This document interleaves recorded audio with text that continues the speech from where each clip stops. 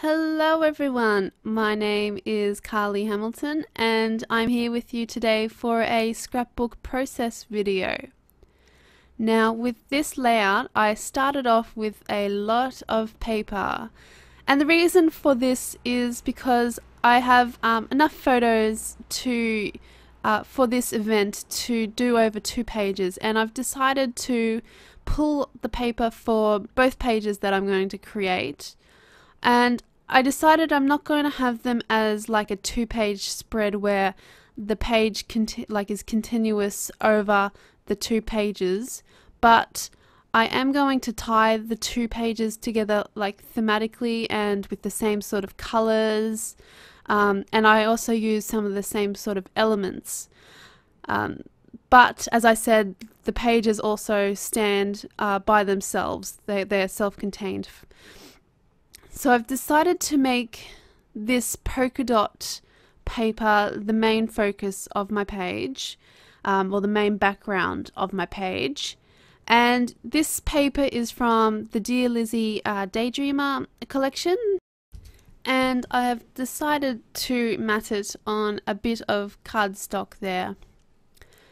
Now before I stick it down, I also decide to ink the edge of this paper, and I find that helps to really firstly define the edge, to give the page a bit more depth, but it also helps to tie the page together when I ink the edges rather of all the other different pattern paper as well. Now typically for me, I will often put in more photos than I actually use on a page, and in this case I had printed 3 4x6 photos and I've decided to go with 2. The other page, that it has some photos of the people that were there, so I've decided to make this page just focus on the food. Now to mat the photos, I've decided to go with this green paper here, which is from the Crepe Paper Love Notes collection, and I'm going to give this one a bit of a wide mat. As with the background polka dot paper, it's got a bit of a wide mat with the blue cardstock, and that way you get to see a bit of the paper too. You know, I really like this paper, so you get to see a bit of the gradient effect that it's got going on there, and yeah, it just ties it all in together. So I'm trying to find another piece of paper now that I want to use on this page, but I didn't feel that either of those 2 pieces really worked. So instead I've pulled out my I've got some clear document wallets which I keep all my scraps in, and I sort them by color. So I've got out some yellow scraps, and now I'm going through my green and like greeny blue kind of colors to try and pull out some scraps that I can use to to add to my mat for my photos, to build it up and create a bit more depth there, some more interest. By doing this I get to, as I said, build up some depth to my layout, but it also allows me to use up my scraps, which is always a satisfying thing to do. If you have a large collection of scraps, another way to use them up, I find, is to actually keep them on your desk. So don't clean up completely after you finish your layouts, but keep a small pile of your scraps right there on your desk, so that next time you go to Scrapbook, you've got a selection of stuff out there ready to go. And I find that way I actually do start to use up my scraps, and you can see on the right hand side of the screen there I actually have a pile of scraps from previous layouts you might recognize.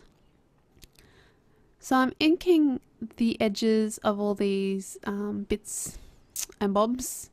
As I said, it helps define the edges, which does create depth, but it also helps make the layout more cohesive. It brings all these elements together, it says to them, hey look, we belong together because we've got the same edge.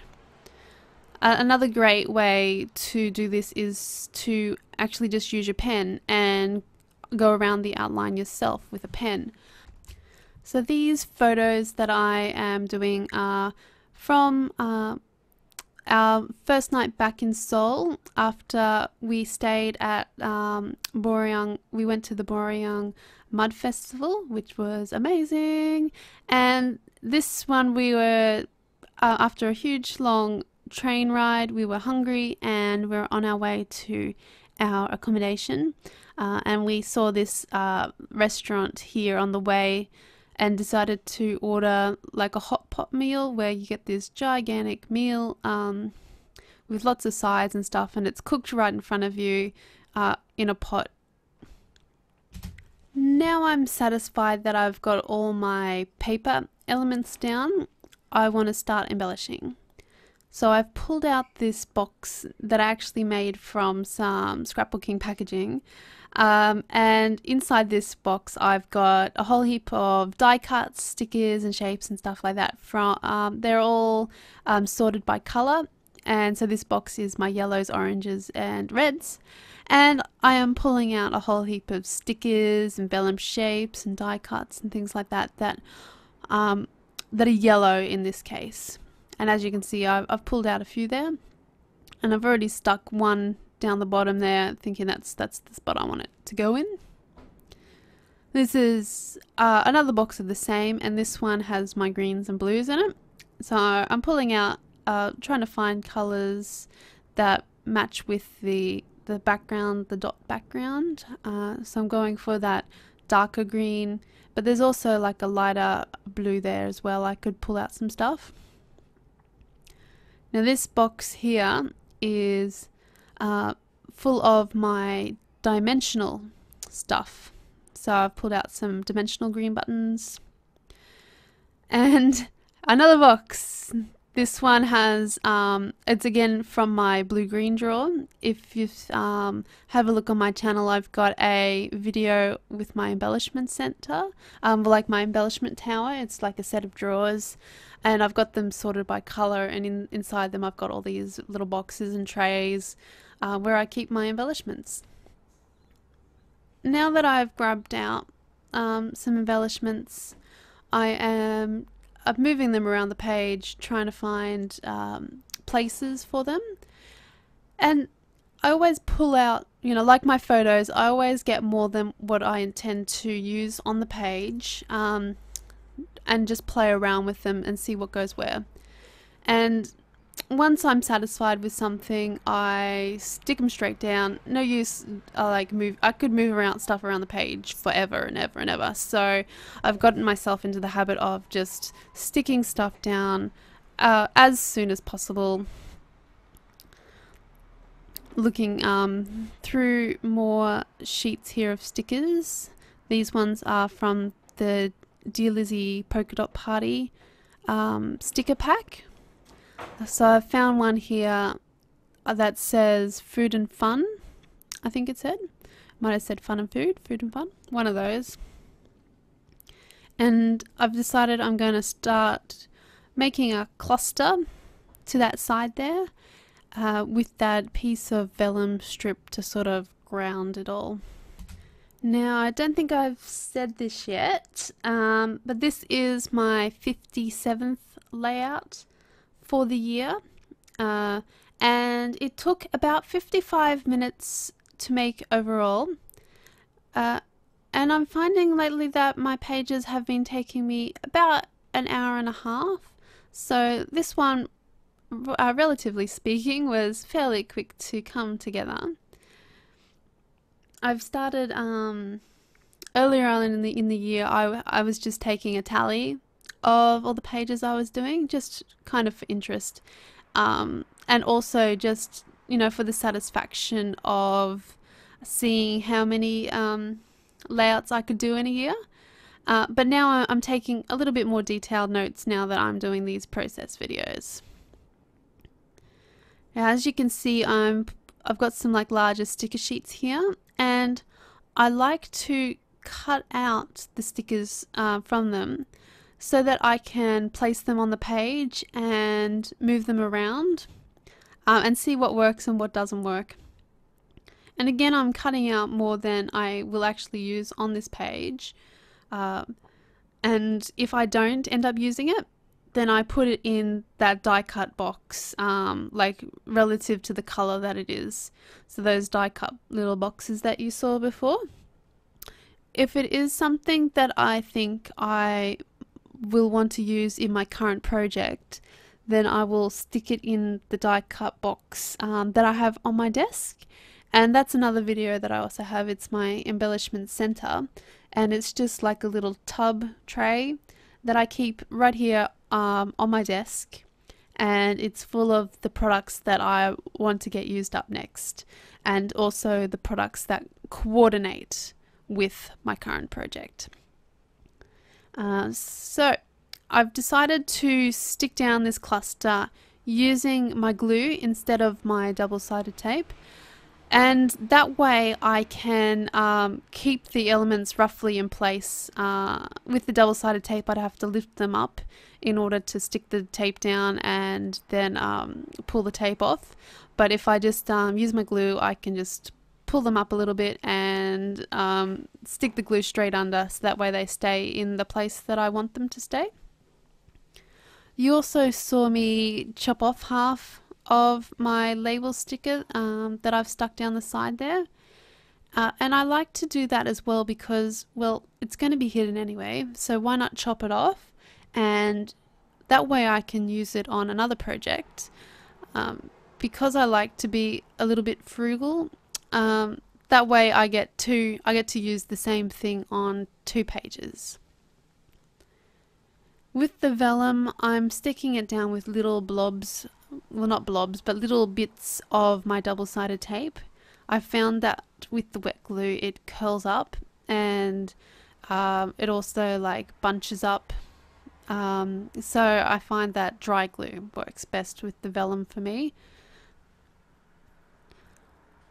I've stuck down this heart sticker, and over the top of it I've put down my dimensional magic. And basically the dimensional magic, I'm pretty sure it's just an expensive glue, normal clear glue, but it does have that really nice tip, and what it does is it creates a clear coating over the top, and when it dries it looks like an epoxy sticker. So in effect I can create my own enamel shapes to go on the page from flat stickers, or you know, I've used it also if you've got punches, you can punch out shapes and use it to create your own, like these things, your own enamel dots. Now that I'm sticking down enamel dots, it kind of gives you a clue that I'm thinking about finishing off this page. It's usually one of the last steps that I take. This package here is from the Dear Lizzie Daydreamer collection, the same as that polka dot paper, so it goes pretty well.